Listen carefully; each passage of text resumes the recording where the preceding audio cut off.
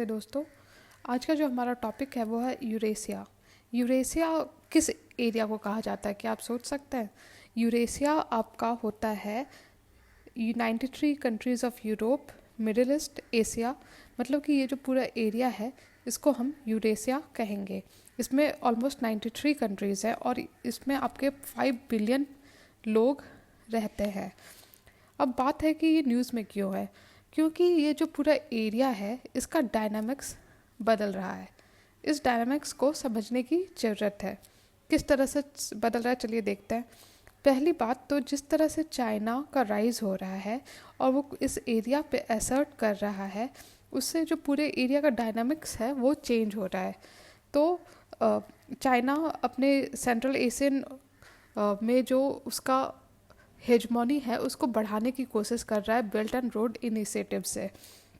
अगर हम geo strategic alignment देखें तो यही बात वापस सामने आती है कि चाइना रसिया के साथ ज़्यादा से ज़्यादा करीबी दिखा रहा है यूएस को काउंटर करने के लिए। तो यूएस के अगेंस्ट चाइना और रसिया का एक तरह से टाई इंक्रीज़ कर रहा है। वो इंडिया के लिए भी एक तरह से देखने वाली बात होगी।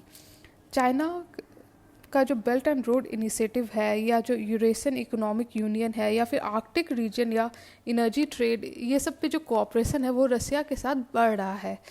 ये दूसरी बात है। तीसरी बात है कि जो रीजनल जियो स्ट्रेटेजिक अलायंस है वो भी दिख रहा है। मतलब कि आप देख सकते हो चाइना और रसिया ईरान को अपने पाले में लेने की कोशिश कर रहा है। मतलब कि चाइना, रसिया और ईरान एक साथ मिलके यूएस के अगेंस्ट खड़ा होते हुए दिख रहे हैं।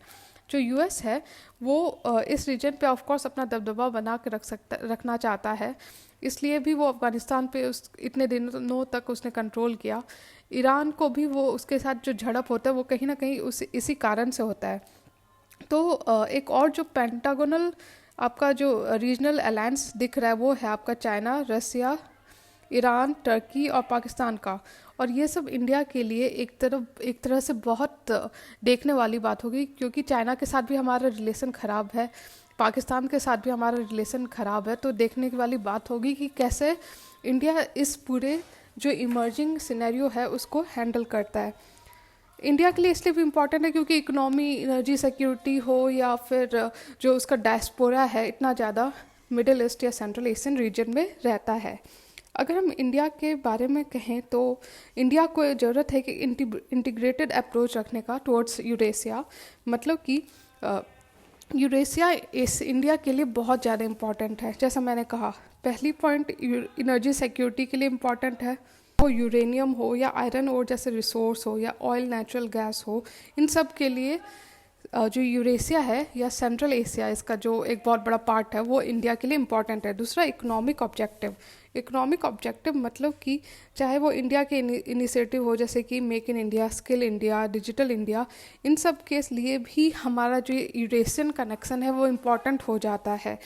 इसी में आपका टूरिज़्म भी है कि बहुत सारे लोग यूरेशिया से इंडिया की तरफ आते हैं और टूरिज़्म एक बहुत बड़ा सर्विस सेक्टर में इमर्ज कर रहा है, सोर्स ऑफ इनकम इंडिया के लिए। ठीक है। तीसरा इसमें आएगा आपका मेडिकल एंड फार्मास्यूटिकल इंडस्ट्री। जैसा आपको पता है कि इंडिया जो है हब है, टोटल हब है मेडिकल और जो सस्ते में दवाइयों का, सस्ते में मेडिकल ट्रीटमेंट का, तो इसके कारण भी इंडिया एक मेडिकल टूरिज़्म या मेडिकल फार्मास्यूटिकल इंडस्ट्री के लिए भी इम्पॉर्टेंट हो जाता है। ये एक मार्केट है, यूरेशिया इंडिया के लिए एक मार्केट है इंडियन मेडिकल प्रोडक्ट्स के लिए।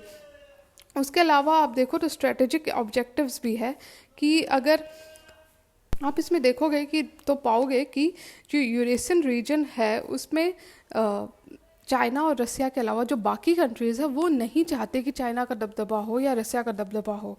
तो इसलिए इंडिया के लिए एक स्ट्रेटेजिक ये ऑब्जेक्टिव है। दूसरा है कि सेंट्रल एशिया में जितना स्टेबिलिटी रहेगा उतना इंडिया के लिए अच्छा होगा, इन टर्म्स ऑफ रेमिटेंस हो या एनर्जी सिक्योरिटी हो इंडिया का।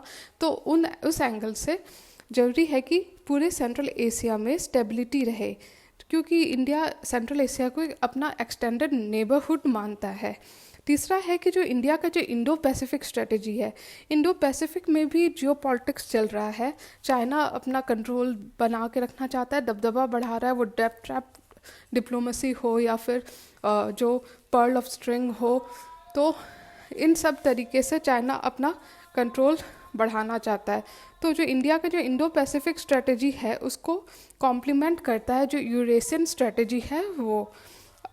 नेक्स्ट पॉइंट जो है कल्चरल रिलेशन, जो जैसा मैंने कहा कि इंडिया का बहुत ज़्यादा डायस्पोरा के साथ जो कनेक्शन है, साथ में आपका जो अलग अलग बुद्धिस्ट ईरा कनेक्शन है, मतलब बुद्धिस्ट आर्किटेक्चर आपको कई सारे इन एरियाज़ में मिल जाएंगे। समझने की ज़रूरत है कि हम आगे कैसे बढ़ें, आगे जो ये पूरा एरिया है और जो इमर्जिंग इंगेजमेंट्स हैं और जो चेंजिंग सिनेरियोज हैं उस पर आगे कैसे बढ़े। तो पहली बात है कि हमें ईयू और नाटो जो कि इम्पॉर्टेंट पार्ट है इस एरिया के, उनको उनके साथ कनेक्शन बना के रखना चाहिए, इंगेजमेंट बना के रखना चाहिए। दूसरा कि हमारा रसिया के साथ तो अच्छा रिलेशन है, रसिया को हम बहुत पुराना अपना दोस्त मानते हैं, तो उसके साथ हमारे डायलॉग को और ज़्यादा बेटर करने की ज़रूरत है और ज़्यादा इंटेंसिफाई करने की ज़रूरत है। तीसरा है कि जो जियो इकोनॉमिक कोऑपरेशन है अलग अलग कंट्रीज़ से, चाहे वो इंफ्रास्ट्रक्चर रिलेटेड हो, रिसोर्स या इनर्जी रिलेटेड हो, वो बढ़ाने की ज़रूरत है। ईयू कंट्रीज़ जो है अलग अलग, उनके साथ हमें और ज़्यादा अपना रिलेशन बढ़ा के और अच्छा करने की ज़रूरत है। चौथा है कि जो ईरान है, ईरान के साथ भी हम चबार पोर्ट बना रहे हैं। ईरान के साथ हमारा रिलेशन बहुत पुराना है और वो बना रहा है डिस्पाइट यूएस के रिस्ट्रिक्शन के। तो इसलिए ज़रूरत है कि जो ईरान हो या अरब पेनिनसुला के जो कंट्रीज़ हैं उनके साथ हम रिलेशन बना के रखें। इसमें टर्की भी है।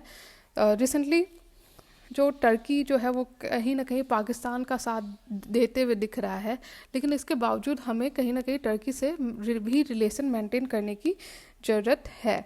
ठीक है।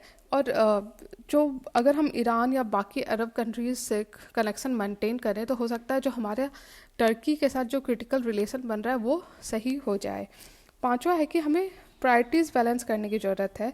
मतलब कि जो हमारा एक्ट ईस्ट पॉलिसी है या इंडो पैसिफिक स्ट्रेटजी है या फिर जो अलग अलग संगठन है जहाँ पे इंडिया मेंबर है, जैसे कि ब्रिक्स हो गया, एससी हो गया, आरआईसी हो गया, इसको यूटिलाइज़ करने की ज़रूरत है।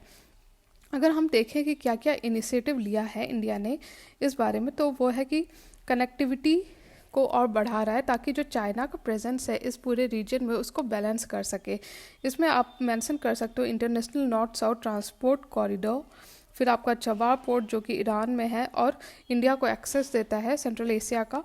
उसी तरह एमओआई मतलब मेमोरेंडम ऑफ इंटेंट भी साइन किया इंडिया ने, जिसमें कि एक मैरीटाइम रूट ओपन किया गया है बिटवीन चेन्नई एंड व्लादिवोस्टॉक जो कि रसिया में है आपका। उसी तरह इंडिया ईयू स्ट्रेटेजिक पार्टनरशिप का भी आप मेंशन कर सकते हो।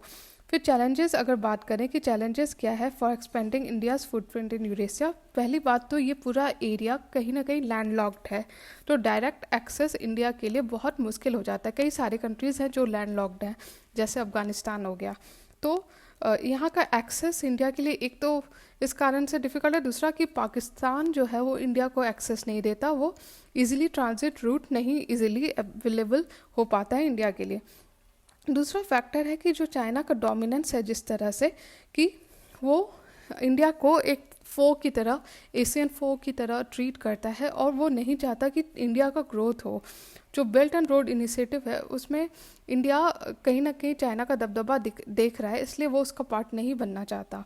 तीसरा है कि पाकिस्तान भी जो रिलक्टेंस है, बहुत सारे मुस्लिम कंट्रीज़ हैं इस रीजन में और जहाँ पे पाकिस्तान जो है इंडिया को एज अ फो और इंडिया का जो भी फुटप्रिंट है उसको कम करने की कोशिश करता है। जैसे अफगानिस्तान में हो गया, पाकिस्तान नहीं चाहता कि इंडिया वहाँ उस पर कहीं भी उसका कंट्रोल हो, वो किसी भी इंफ्रास्ट्रक्चर प्रोजेक्ट पे काम करे। तो इस तरह की पाकिस्तान की सोच रही है। तो इस तरह से हमने समझा कि ये जो पूरा यूरेशिया है इसके क्या प्रॉब्लम्स हैं, चैलेंजेस हैं और क्या जो नए नए डायनामिक्स क्रिएट हो रहे हैं उसको हमने समझा। Thank you.